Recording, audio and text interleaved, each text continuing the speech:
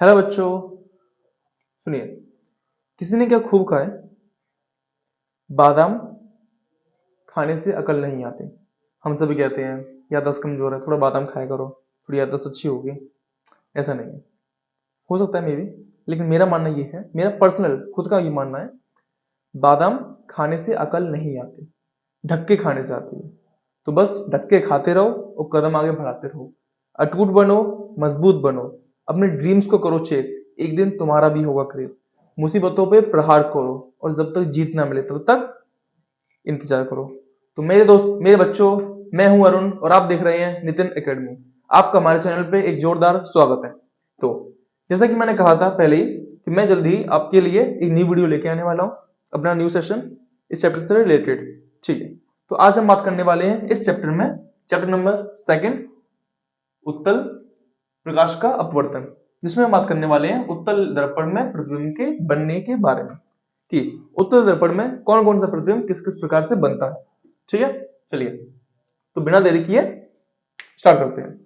तो हमारा इसमें कुछ डायग्राम्स हैं, कुछ प्रॉब्लम्स है इसमें, इनको हम डिस्कस यहाँ पे करने वाले हैं। पहला पॉइंट है अपना, जब अपना लेंस में अपनी वस्तु कहां रखी हो बच्चों, अनंत पे। कहां रखी हो, अनंत पे।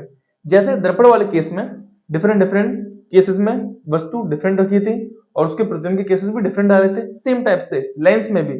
हाँ बच्चों, लेंस में भी इसके काफी केसेस होते हैं, इसको हम पढ़ने वाले हैं। ठीक है, तो पहला पॉइंट है, जब हमारी वस्तु कहां रखी हो बच्चों, अनंत पे। कहां रखी हो, अनंत पे। और मैं आपको ऑलरेडी बता चुका हूं क्या, कि जब भी हमारी वस्तु अनंत पे रखी होगी, प्रकाश किरणें बच्चों कैसे आएंगी, समांतर। कैसे आएंगी, समांतर। और किसके समांतर, मुख्य अक्ष के समांतर। ये अपना मुख्य अक्ष सीधी लाइन मुख्य अक्ष होती है। तो जब मुख्य अक्ष के समांतर जब प्रकाश किरणें यहाँ पे आएंगी, तो लेंस से अपवर्तन के पश्चात क्या होगा, वो फोकस की तरफ चली जाएंगी सीधा, जैसे मैंने बताया था अभी आपको।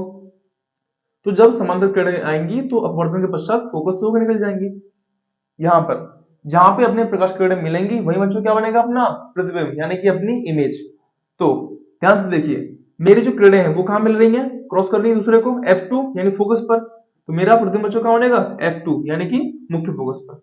बात करें प्रतिबिंब के आकार की, प्रतिबिंब का बच्चों आकार कैसा रहेगा, काफी छोटा। क्यों, देखिए जहां लाइन मैच कर रही है वो पॉइंट और मुख्य अक्ष के बीच में जरा सा भी लगभग डिफरेंस नहीं है, तो यहाँ पे हम क्या कहेंगे कि हमारा बनने वाला प्रतिबिंब क्या बनेगा, होगा बच्चों वस्तु से बहुत ज्यादा छोटा। बात करते हैं इसकी प्रकृति की, किसकी, इसका नेचर। ठीक है, तो इसका नेचर बच्चों होगा वास्तविक व उल्टा। कैसा, वास्तविक व उल्टा। सुनिए क्यों, वास्तविक इसलिए क्योंकि किरणें सच में मिल रही हैं। दूसरा, उल्टा इसलिए क्योंकि किरणें अपवर्तन के पश्चात एक दूसरे को अपोजिट हो जाएंगी। ठीक है, पॉइंट में दूसरा पढ़ते हैं। यहां पे जो वस्तु है वो कहां रखी है, वक्रता केंद्र के पीछे। कहां रखी है, वक्रता केंद्र के पीछे। वक्रता केंद्र बच्चों अपने यहाँ पे 2F1 है, एक 2F1 यहाँ पे और 2F2 यहाँ पे है। लेफ्ट टू राइट हमेशा वस्तु हमेशा रखते हैं इसके लेफ्ट साइड में। तो मैंने क्या किया, वस्तु को उठा के रखा 2F1 से पहले, वक्रता केंद्र के पीछे। पहली किरण समांतर गई, अपवर्तन के पश्चात कहां से हो जाएगी, हमेशा F से। दूसरी किरण कहां से आएगी, इसके वक्रता केंद्र से होके। कहां से होके बच्चों, वक्रता केंद्र से होके। सुनिए ध्यान से, अब सॉरी, प्रकाश केंद्र से होके। ठीक है, माफी चाहता हूं गलती के लिए। कहां से होके जाएगी बच्चों, इसके प्रकाशिक केंद्र से होके, यानी सी से होके। तो सुनिए, जब भी प्रकाश किरण लेंस के प्रकाशिक केंद्र सी से होके जाए, यहाँ के ऑप्टिकल सेंटर से होके जाए, हमेशा कैसे जाएगी बच्चों, स्ट्रेट, बिना डाइवर्ज, वो सीधे निकल जाएगी। ठीक है, तो ये दोनों किरणें अपवर्तन के पश्चात कहां मिली बच्चों, यहाँ पे इस पॉइंट पे मिली। यहां से लेके मुख्य अक्ष की दूरी मेरा ये वस्तु प्रतिबिंब की लंबाई है, वस्तु की प्रतिबिंब की लंबाई। तो सुनिए, किरणें बच्चों कहां मिली है, ये अपना F2 है और ये अपना 2F2 है। F2 अपना मुख्य फोकस है और 2F2 क्या बच्चों, अपना वक्रता केंद्र, सेकंड साइड वाला। तो मैं बोलूंगा कि अपना जो प्रतिबिंब कहां बनेगा, मुख्य फोकस और वक्रता केंद्र के बीच में, दोनों के बीच में बना है। अब बात करते हैं इसका साइज। वस्तु बड़ी है, प्रतिबिंब छोटा है, यानी आकार कैसा रहेगा बच्चों उसका, वस्तु से छोटा। सेकंड, वास्तविक व उल्टा क्या, इसकी प्रकृति। किरणें सच में मिली हैं तो इसलिए वास्तविक, और किरणें उल्टी हो गई हैं तो इसलिए उल्टा। ठीक है, जब भी हमारा प्रतिबिंब मुख्य अक्ष के नीचे बनेगा, कैसा प्रतिबिंब होगा बच्चों, हमेशा हमारा उल्टा। कैसा, उल्टा। और जब इसके ऊपर बनेगा तो कैसा रहेगा, सीधा। बात करते हैं नंबर 3, वक्रता केंद्र के बारे में। जब हमारे वस्तु वक्रता केंद्र पे रखी हो, यानी 2f1 पे रखी हो, ठीक पॉइंट पे रखी हो, तब पहली किरण समांतर जाएगी, ठीक है, अपवर्तन के पश्चात f से होकर जाएगी, दूसरी किरण इसके प्रकाश केंद्र c से होकर जाएगी और दोनों आपस में यहाँ पे आके मिल जाएंगी। अब देखिए किरणें कहाँ मिली है, किरणें मिली है मेरी ठीक 2f2 पर, ठीक है, 2f2 पर मिली है, यानी कि अगर मेरी वस्तु कहाँ रखी हो, वक्रता केंद्र पर, तो मेरा प्रतिबिंब बच्चों कहाँ बनेगा, वक्रता केंद्र पर। लेकिन लेकिन लेकिन ये 2f1 है और ये 2f2 है, ये वक्रता केंद्र लेंस के लेफ्ट साइड वाला है और ये वक्रता केंद्र लेंस के राइट साइड वाला है। आपको इस चीज का विशेष ध्यान रखना होगा, सेम नाम में कंफ्यूजन नहीं हुआ है, नॉन है, इसलिए मैंने आपको यहाँ पे 2f1 और 2f2 अलग अलग से समझा जाए क्लियरली, ठीक है, मेंशन किया गया है। तो अगर वस्तु कहाँ रखी हो 2f1 पे, वक्रता केंद्र पे, तो प्रतिबिंब कहाँ बनेगा, वक्रता केंद्र पे, लेकिन ये है लेंस का ऑपोजिट साइड, यानी से मैंने नाम लिया है 2f2। ओके, बात करते हैं इसकी आकृति। तो देखिए जितनी आकार की वस्तु है, सेम आकृति की, सेम आकार की मेरा प्रतिबिंब भी है, तो मैं क्या कहूंगा कि मेरा प्रतिबिंब बनेगा वस्तु के समान। नेक्स्ट इंपॉर्टेंट चीज क्या, इसकी प्रकृति सेम बच्चों कैसे रहेगी, वास्तविक व उल्टा। वास्तविक क्यों, क्योंकि किरणें सच में मिली है, और उल्टा क्यों, क्योंकि मेरे प्रतिबिंब बनना है इस मुख्य अक्ष के नीचे, मुख्य अक्ष के नीचे, ठीक है। तो आई होप ये तीनों पॉइंट क्लियर हो चुके होंगे आपको, आप चाहे तो इसका स्क्रीनशॉट लेके देख सकते हैं।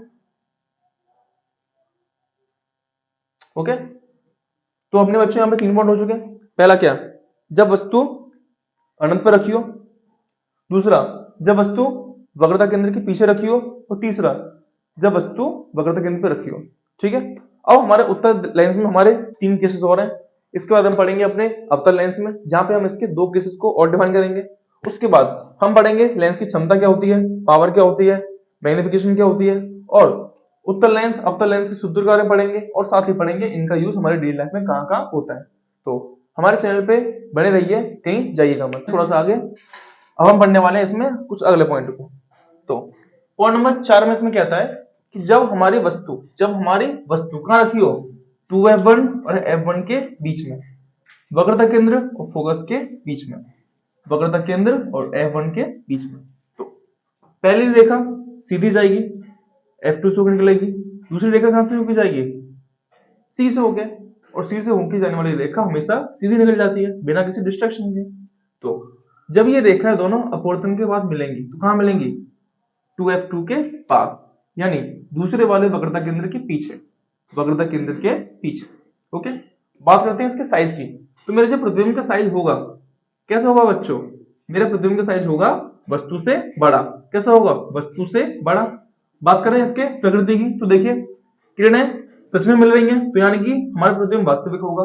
दूसरी बात, हमारा प्रतिबिंब का बनना है मुख्य अक्ष के नीचे, यानी कि हमारा प्रतिबिंब बनेगा उल्टा।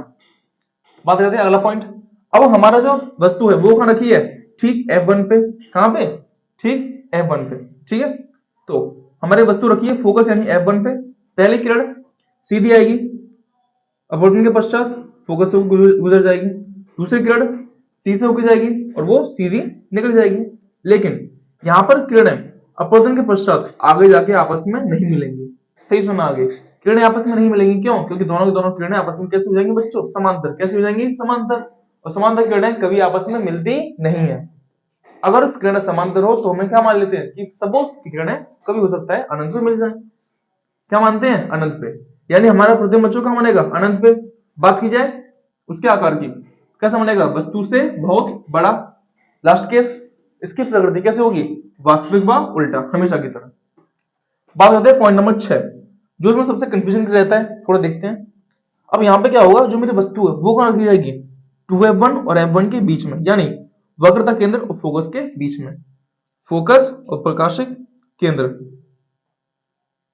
जो मेरा फोकस है ये रहा, और मेरा प्रकाशिक केंद्र सी ये रहा, इसके बीच में क्या रखूंगा, मैं अपनी वस्तु रखूंगा फोकस और प्रकाशिक केंद्र के सी के बीच में। अपना फोकस ये रहा और सी ये रहा। अब मैंने यहाँ पे रखी वस्तु, कहां वस्तु, ये रही वस्तु मेरी ए बी, ये मेरी वस्तु है।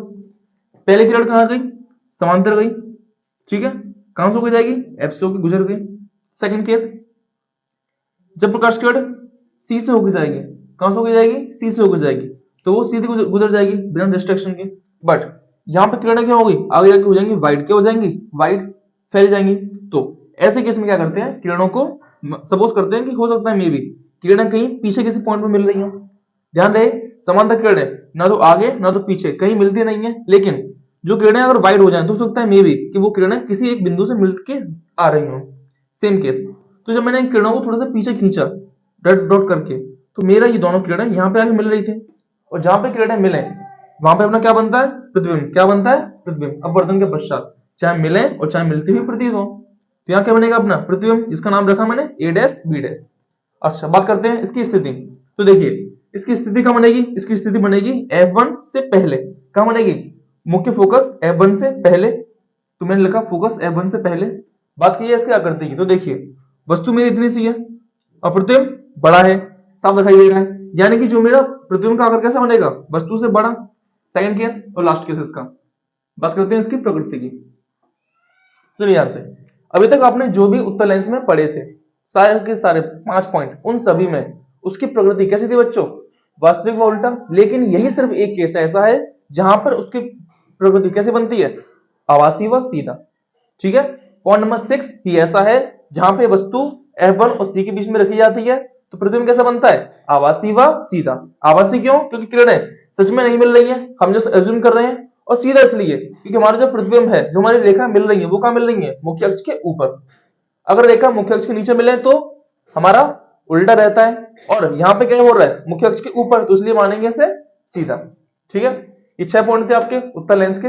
अब बिना देरी किए हुए बढ़ते हैं इसके अवतल के। ओके बच्चों, चलते हैं अपने आज के लास्ट टॉपिक पे। इसमें हम पढ़ने वाले हैं अवतल दर्पण में प्रतिबिंब का बनना। क्या बच्चों, अवतल दर्पण में प्रतिबिंब का बनना। हम यहां पढ़ेंगे कि दर्पण में अवतल, हमारे जो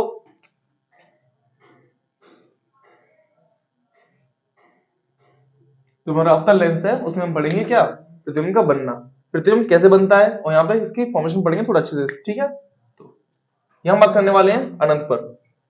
जब हमारी वस्तु कहां रखी हो बच्चों, अनंत पे। कहां रखी हो, अनंत पे रखी हो, तो क्या करेंगे हम, देखिए सबसे पहले हमारे 2 किरणें आएंगी जो अनंत से आएंगी। कैसे आएंगी, मुख्य अक्ष के समांतर। ठीक है। ये बच्चों लेंस कौन सा है, अवतल लेंस है। लेंस कौन सा है, अवतल लेंस। ठीक है। अवतल लेंस का काम क्या होता है, किरणों को बिखेरना, तो ये दोनों किरणों को बिखेर देगा। ठीक है।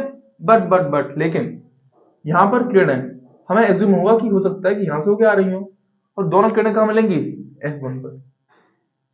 थोड़ा रिपीट करता हूं फिर से मैं। यहां पर 2 मुख्य अक्ष के समांतर किरणें जा रही हैं, जो अपवर्तन के पश्चात कैसे हो जाएंगी, वाइड हो जाएंगी, फैल जाएंगी।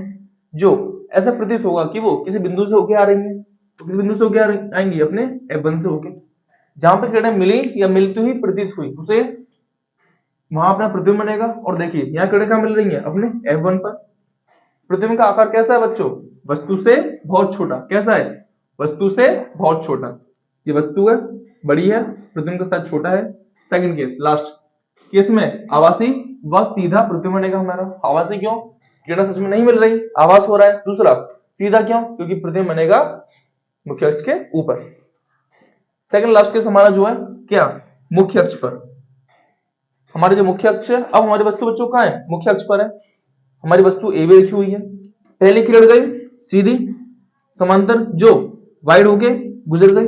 बट सेकंड जो रह आई वो ऑप्टिकल सेंटर से होके जाएगी, प्रकाश के केंद्र से होके, और जो यहां से सीधी गुजर जाएगी। सीधी सी बात है। अब दोनों किरणें कहां मिली, ये किरण तो सीधी निकल गई, कहीं मिली नहीं, तो मैंने क्या किया, इस किरण को थोड़ा पीछे लेके आया डॉट डॉट डॉट करके, जो मिला मिला F1 पर। अब ये वाली किरण और ये वाली किरण कहां मिलेंगी, यहां मिलेंगी दोनों।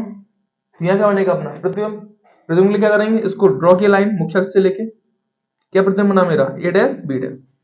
ये क्या मेरा प्रतिबिंब। अब बात करते हैं इसके कुछ नेचर के बारे में। तो पहला, प्रतिबिंब की स्थिति क्या है बच्चों, F1 और C के बीच में। F1 और C के बीच में क्या है मेरी, प्रतिबिंब है, तो F1 और C के बीच में। दूसरी बात, इसका साइज। तो देखिए आपको साफ दिखाई दे रहा है, वस्तु बड़ी है, प्रतिबिंब छोटा है। वस्तु क्या है, बड़ी, प्रतिबिंब क्या है, छोटा, तो मेरा प्रतिबिंब कैसा रहेगा, वस्तु से छोटा। लास्ट केस क्या है इसका, प्रकृति। तो देखिए किरणें सच में नहीं मिल रही, इसलिए आभासी प्रतिबिंब, और प्रतिबिंब का बनना है मुख्य अक्ष के ऊपर, तो इसलिए अपना सीधा प्रतिबिंब। ठीक है। ओके, तो आई होप आपको चीजें क्लियर हो चुकी होंगी। ऐसे हमारे चैनल से जुड़े रहिए, अपने प्यार में देते रहिए। ठीक है, अब मिलते हैं अपने अगले सेशन में, तब तक के लिए थैंक यू।